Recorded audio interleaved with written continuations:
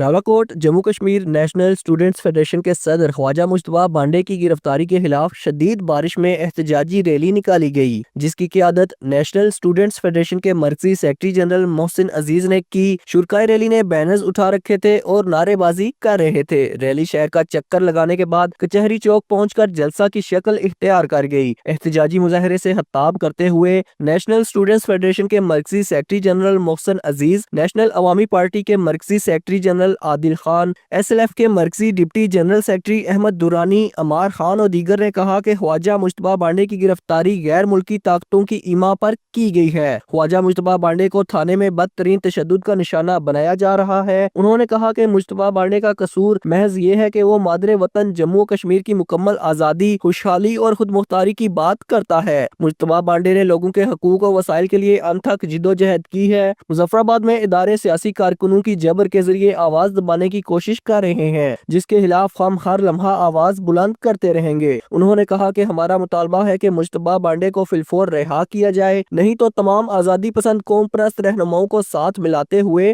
تحریک کو منظم کریں گے۔ Muhammad Khurshid Baig, JK news, Rawalakot.